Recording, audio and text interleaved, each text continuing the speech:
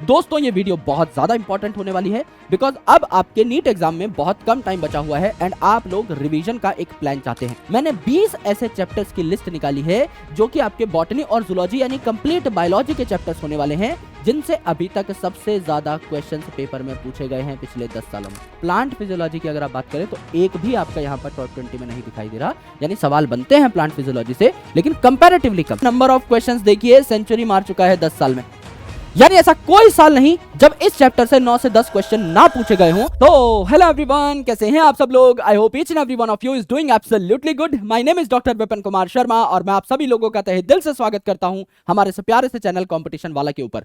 दोस्तों ये वीडियो बहुत ज्यादा इंपॉर्टेंट होने वाली है बिकॉज अब आपके नीट एग्जाम में बहुत कम टाइम बचा हुआ है एंड आप लोग रिवीजन का एक प्लान चाहते हैं। वैसे तो अगर आप एक ओबीडिएंट स्टूडेंट हैं तो आपका रिवीजन अभी तक बहुत अच्छा चल रहा होगा, फिर भी स्टूडेंट्स को कई बार ये डाउट होता है कि सर हम पहले कौन से चैप्टर्स को रिवाइज करें और किन चैप्टर्स को हम लोग थोड़ा लास्ट प्रायोरिटी पे रखें। तो ये जो एनालिसिस है या पीवाईक्यूज के बेसिस पे कर सकते हैं। भाई जिन चैप्टर से सबसे ज्यादा क्वेश्चंस आ रहे हैं उनको आप पहले रिवाइज करिए बिकॉज वहां से आपको ज्यादा आउटपुट मिलेगा, एंड जिन चैप्टर से थोड़े कम क्वेश्चंस आ रहे हैं या एक आधा साल ऐसा भी है जब क्वेश्चन नहीं भी आ रहे हैं, उन चैप्टर्स को आप थोड़ा बाद में भी रिवाइज करेंगे तो भी चलेगा because this is an output driven game. तो आपको चैप्टर तो सारे ही रिवाइज करने हैं बिकॉज नीट एक ऐसा एग्जामिनेशन है जिसमें 720 में से 720 नंबर आ रहे हैं बच्चों के, तो आप कुछ स्किप करना तो अफोर्ड नहीं कर सकते, आपको छोड़ना तो अफोर्ड नहीं कर सकते, लेकिन आप सीक्वेंस को जरूर एडजस्ट कर सकते हो। जरूरी नहीं है कि आप पहले से आखिरी चैप्टर पे ही जाएं, आप बीच में से कोई भी मोस्ट वैल्यूएबल चैप्टर जो है वो एक्सट्रैक्ट करके उसको पढ़ना स्टार्ट कर सकते हैं। So on the basis of last 10 years paper analysis 2014 से 2024 के जो भी पेपर्स हैं, इनके बेसिस पे मैंने 20 ऐसे चैप्टर्स की लिस्ट निकाली है जो कि आपके बॉटनी और जूलॉजी यानी कंप्लीट बायोलॉजी के चैप्टर्स होने वाले हैं, जिनसे अभी तक सबसे ज्यादा क्वेश्चंस पेपर में पूछे गए हैं पिछले 10 सालों में। आपको एक आइडिया भी लगेगा कि किस चैप्टर से कितने क्वेश्चंस आते हैं और आपको पता भी लगेगा कि आपको सीक्वेंस क्या रखना है। आराम से देखते हैं रैंक वाइज इन सारे के सारे चैप्टर्स को। पहला चैप्टर जो कि बहुत लाजमी था मेरे भाई, molecular basis of inheritance. Number of questions देखिए, सेंचुरी मार चुका है 10 साल में, यानी ऐसा कोई साल नहीं जब इस चैप्टर से 9 से 10 क्वेश्चन ना पूछे गए हों। अकेला चैप्टर जो है 40 नंबर का काम संभाल लेगा 360 में से, इतनी ताकत रखता है यह chapter molecular basis of inheritance. दूसरा चैप्टर भी बहुत आसानी से हम बता सकते थे, principles of inheritance and variation. 67 question, यानी हर साल लगभग 6 से 7 क्वेश्चन यहां से आपके पूछे जाते हैं, यानी पूरी जेनेटिक्स सबसे पहले मुट्ठी में कर लेनी है, बात खत्म। तीसरी इंपॉर्टेंट चीज biotechnology principles and processes, 61 question, यानी हर साल लगभग 5 से 6 सवाल। Sexual reproduction in flowering plant, लगभग हर साल 5 सवाल, 10 साल में 54 question. Morphology of flowering plant अगर आप देखें लगभग 50 सवाल। Cell the unit of life अगर देखें लगभग 50 सवाल, यानी हर साल 5 क्वेश्चन।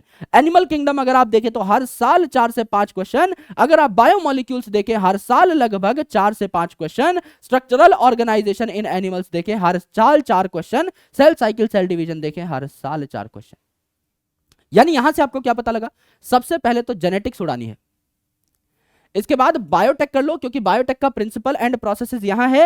एप्लीकेशंस ऑफ बायोटेक्नोलॉजी में भी 37 सवाल आए हुए हैं, यानी पूरी बायोटेक मिलाकर 10-10 पन्ने के चैप्टर हैं, पूरी बायोटेक मिलाकर 37 एज वेल एज 61, टोटल 100 सवाल यहां से भी बनते हैं। यानी पिछले 10 सालों में लगभग 170 सवाल जेनेटिक्स से आए हैं, 100 सवाल बायोटेक से आए हैं। इनको कर डालो, यानी लगभग आपके 15 क्वेश्चंस का काम यहीं से हो जाएगा आराम से। ज्यादा ही क्वेश्चंस का काम हो जाएगा, ये 2 यूनिट पढ़ लोगे, 15 से 20 क्वेश्चन तो यहीं से सेट हो जाएंगे आउट ऑफ 90 क्वेश्चंस। उसके बाद आप सेल यूनिट पढ़ सकते हो क्योंकि दोनों के दोनों चैप्टर्स इंपॉर्टेंट है। तो मॉलिक्यूलर बेसिस पढ़ोगे, जेनेटिक्स पढ़ोगे तो बायोटेक पढ़ना आसान हो जाएगा, फिर सेल पढ़ सकते हो। उसके बाद अगर आप देखो तो मॉर्फोलॉजी भी इंपॉर्टेंट है, एनाटॉमी से भी ठीक ठाक सवाल आए होने चाहिए वैसे तो, है ना, एनाटॉमी से भी ठीक ठाक सवाल आए, मॉर्फोलॉजी एनाटॉमी पढ़ सकते हो। उसके बाद अगर आप देखो इकोलॉजी में ऑर्गेनिजम्स एंड पॉपुलेशन से ठीक सवाल आए हैं, बायोडायवर्सिटी कंजर्वेशन से ठीक सवाल आए हैं, इकोसिस्टम से उतने नहीं आए। इकोसिस्टम और छोटा हो गया है चैप्टर, है ना, तो अल्टीमेटली वहां पर चीजें और इंपैक्ट होंगी। प्लांट किंगडम से आपके ठीक ठाक सवाल आए हैं, है ना, बायोलॉजिकल क्लासिफिकेशन से ठीक ठाक सवाल आए हैं। लिविंग वर्ल्ड से नहीं आए तो उसको एंड में पढ़ सकते हो। इवोल्यूशन से ठीक ठाक सवाल आए हैं, ह्यूमन हेल्थ एंड डिजीज से ठीक ठाक सवाल आए हैं, ह्यूमन रिप्रोडक्शन से ठीक ठाक सवाल आए हैं और रिप्रोडक्टिव हेल्थ से ठीक ठाक सवाल आए।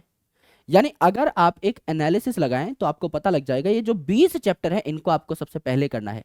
पहली यूनिट अगर मैं देखूं तो पहली यूनिट है सिस्टमैटिक्स, इसमें लिविंग वर्ल्ड चैप्टर को अगर आप एंड में करो तो चल जाएगा। बायोलॉजिकल क्लासिफिकेशन भी टॉप 20 में है, प्लांट किंगडम भी, एनिमल किंगडम भी। अगर आप दूसरी यूनिट पढ़ें स्ट्रक्चरल ऑर्गेनाइजेशन तो तीनों चैप्टर टॉप 20 में है।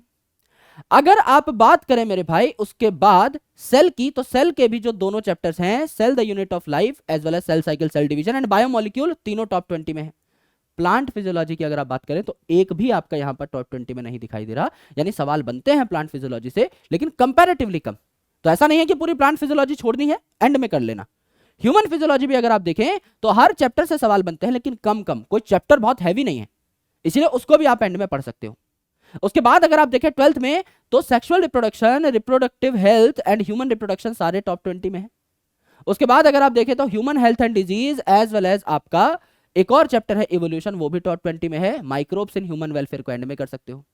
एंड देन आपका जो इकोलॉजी आती है उसमें इकोसिस्टम को आप एंड में कर सकते हो। यानी ये 3-4 चैप्टर हैं, जैसे द लिविंग वर्ल्ड है, जैसे प्लांट फिजियोलॉजी है, ह्यूमन फिजियोलॉजी है, उसके अलावा आपका माइक्रोब्स इन ह्यूमन वेलफेयर है, इकोसिस्टम है। ये सारे टॉपिक्स आप लोग एंड में कर सकते हो, उससे पहले आपको ये सारी चीजें एक सीक्वेंस में निपटानी होंगी। मैं अगेन एक क्वेश्चन दे रहा हूं आपको, सीधा सीधा क्वेश्चन ये है कि छोड़ना तो आपको कुछ नहीं है, एक लाइन एक इंच भर भी आपको एनसीईआरटी नहीं छोड़नी है बायोलॉजी की, यानी पढ़ना हर चैप्टर है। This is just to suggest you the sequence of chapters, कि पहले कौन सा पढ़ें बाद में कौन सा पढ़ें।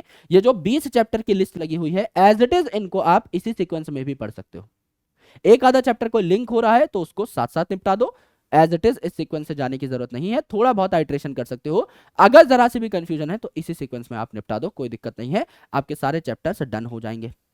अगर आप चाहते हो कि इन सारे चैप्टर्स की आपको एनोटेटेड एनसीईआरटी मिल जाए, जहां पे हरे कलर से पीवाईक्यूज पहले से मैप्ड हों और येलो कलर से इंपॉर्टेंट पॉइंट्स मार्क्ड हो, तो आप इस टेलीग्राम चैनल को ज्वाइन कर सकते हो। यहां पर आपको सारी की सारी एनसीईआरटीज ऑलरेडी अपडेटेड मिल जाएंगी, अपलोडेड मिल जाएंगी। जाओ और पढ़ना स्टार्ट करो। माइंड मैप्स, एनसीईआरटी, सारे मेरे के जो भी नोट्स हैं वो आपको यहां पर मिल जाएंगे। आराम से जाकर के ज्वाइन कर लीजिए और पढ़ाई करना स्टार्ट कर दीजिए।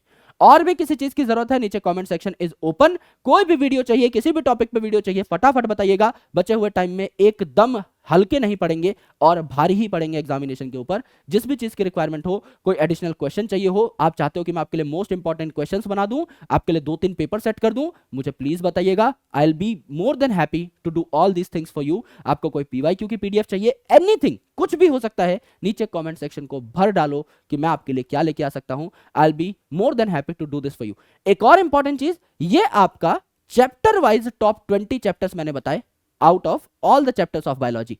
अगर आप चाहते हैं कि मैं एक टॉपिक वाइज वीडियो बना दूं कि सर हमें एग्जैक्ट बता दो कि इन चैप्टर्स में से भी किस टॉपिक से सवाल बनता है, तो एक बार नीचे कमेंट सेक्शन में मुझे बताइएगा कि सर आप टॉपिक वाइज वीडियो बना दीजिए। मैं टॉपिक वाइज टॉप 20 टॉपिक्स आपको बता दूंगा, जिनसे बहुत अच्छे चांसेस हैं कि 20 क्वेश्चन सीधा सीधा लड़ जाएं। उन टॉपिक से लगभग हर साल सवाल आता है।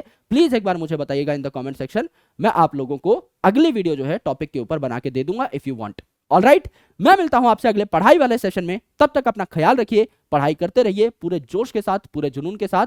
Take care, lots of love, Jai Hind, शुक्रिया।